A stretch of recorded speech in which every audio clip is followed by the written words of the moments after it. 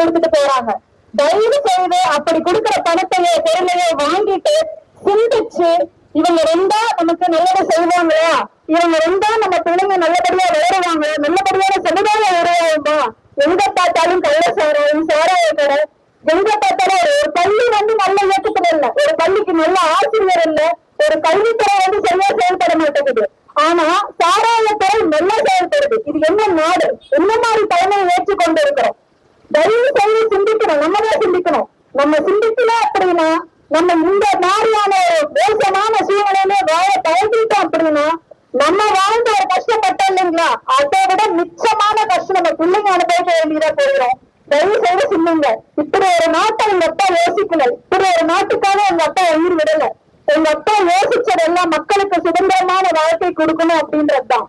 சுதந்திரமான வாழ்க்கைன்னா என்ன, இந்த மாதிரி மோசமான ரோடு, இப்படி கிளீனா இல்லாத இடம், இதுதான் சுதந்திரமான நாடா? நம்மளோட அடிப்படை தேவைகளையே பூர்த்தி செய்யறதுக்கு ரெடியா இல்லாத தலைவர் நினைச்சதுக்கு சிந்திங்க. நம்ம போட்டுட்டு இருக்கிற சூரியன், ரெட்டை இலை போட்டுட்டு இருக்க இந்த மாத்தி மாத்தி எது இது வரைக்கும் தலைவரா வந்தாங்களா? ஒரு முறை வாய்ப்பு கொடுங்க, செய்யலன்னா மாத்துங்க, யோசிங்க. கொடுத்து கொடுத்து திரும்ப ஒரே உட்கார வச்சுங்க, தப்புதாங்க செய்ய யோசிப்பான், கொள்ளதான் இருக்கான். கொள்ள அடிக்கிறதுக்கு நீங்க தொலை போறீங்க.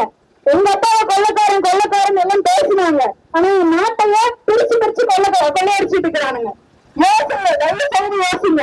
எங்க அப்பா கொள்ளக்காரன் பேசினப்ப நீங்க எல்லாம் கூட நின்னீங்க. எங்க அப்பா கொள்ளக்காரன் இல்லைன்னு நீங்க எங்க அப்பா கூட துணை நின்னீங்க. நீங்க கொள்ளைங்களோட நீங்க நின்னுடாதீங்க தயவு செய்து. உங்களோட வீரப்பனோட மகள் நான் பேசுறேன். எங்க அப்பாவோட எண்ணத்தை உணர்ந்து வந்து என்ன கிட்ட நான் நிக்கிறேன். என் தங்களுக்கு ஆதரிச்சு நெருப்பு சின்னத்துல ஓட்டு போட்டு எந்த பாகுபாடும் தயவு செய்துட்டாங்க. யார் நல்ல மனிதரோ, யார் மக்களை பத்தி யோசிப்பாங்களோ அவங்களுக்கு ஓட்டு போடுங்க. என் தந்தை இருந்தாலும் அதைதான் செஞ்சிருப்பார். நன்றி.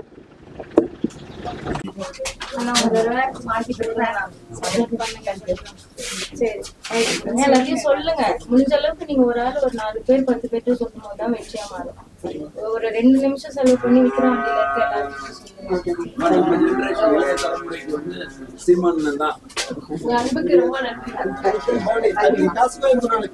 காசுக்கு வாங்கிக்காம சுவாசிக்கணும். அந்த நிலைமை வராம பாருங்கம்மா.